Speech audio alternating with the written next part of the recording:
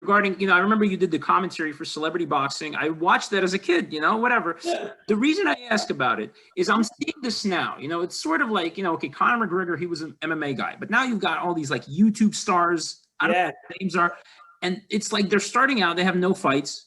They're getting a following. So what was your take on the celebrity boxing thing? And is there celebrity boxing, it was a fun thing. It was just a joke type of thing.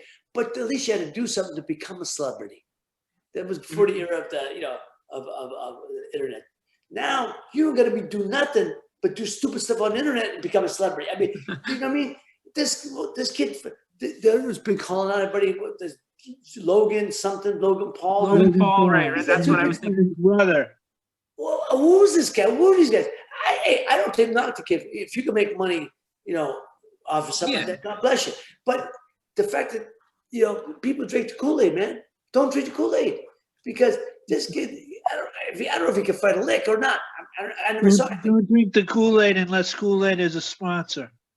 That's it. That's right. That's exactly right. Jonestown reference, right? But I'm just saying, I don't get it. I don't get it.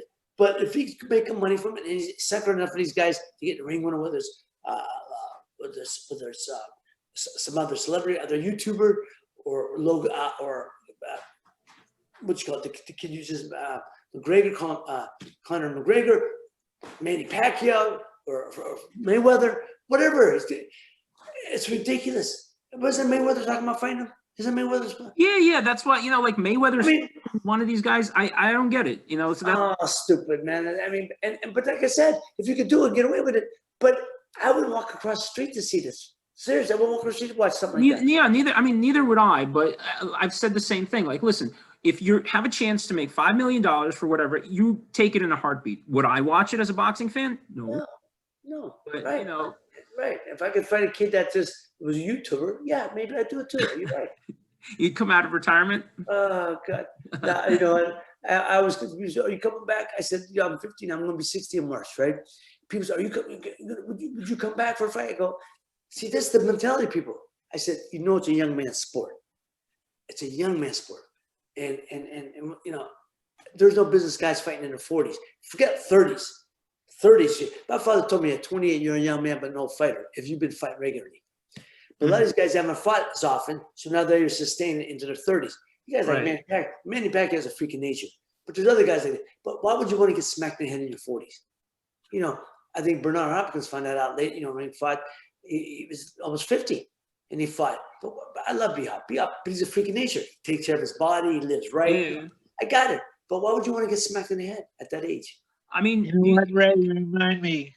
I happened to see Ray Robinson fight when he was in his 50s, and he was completely shot. Yeah, it's heartbreaking, Mike. He was fighting in places like Pittsfield, Massachusetts. Yeah, it's heartbreaking. Archie Moore, the same thing. Archie was fighting into his in his 50s.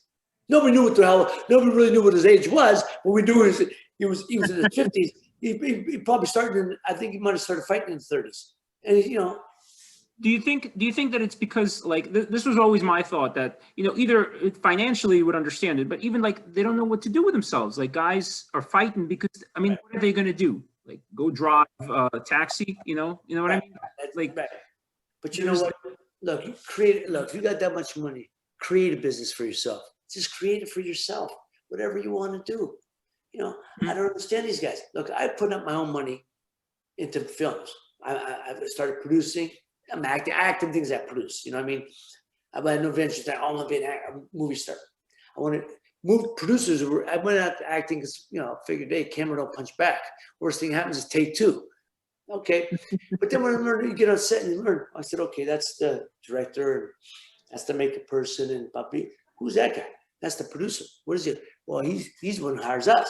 He controls it. He's like, he steers the ship. Yeah. Okay, let me talk to him. And that's when I started getting producing. And then I acted things I produce. I create business for yourself. But that's where the money is. You want to be the guy who calls the shots. Coming from the world I come from, where I control my own destiny. In the entertainment business, you control very little other than your work. When it ends up on screen, you have no control over. But it was a way to guarantee some work for myself. And now that's what I do. I love taking a thought to page to script to production. and seeing that on screen. That's the juice for me. Now my son's acting. He's a wonderful. He's been up for stage. He's been up for awards on stage. He's been, he's a stage actor. He's done 2 films, 2 independent films coming out. I'll be producing for him. That's where it's going to be. No, I think you definitely you're one of the guys that definitely had strategy of what to do after fighting. You try. I mean, the strategy comes, through. I really didn't have an idea. But you want to do something else because boxing is one chapter, only one chapter. There's other chapters to be written, and I knew, and opportunities came to me for entertainment. Yeah, let me take advantage of it. So I went out, lived there. You got to be there where it is. Like when I went to New York, learn the business. And you learn business like in the gym. As a fighter, you get smacked around, get knocked on your ass, whatever. Same thing in fights. Same thing with the entertainment. You make every jerk off mistake there is, and so you get knocked on your ass, and then you learn the business. So I can go and talk to the studio executive at any one of the studios and know the dialogue. I sit with the head of the distribution heads, know what kind of films they need to.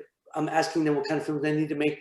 So for their audience, I sat with the Wall Street investment firms to know what kind of movie they need for their investors to invest in. What kind of films they're looking for investors, because the movies that are making money. There's only a certain, there's only a certain core group of movies or type of movies, genre movies that are making money. So you go in, and so when you make the pitch, there's really only four sectors that are making money, and you go in and make that pitch and tell them. So yeah, you got to learn your stuff. You learn your stuff, but that's by trial and error. Get knocked on your ass enough, you can learn how to pick up that right hand, right?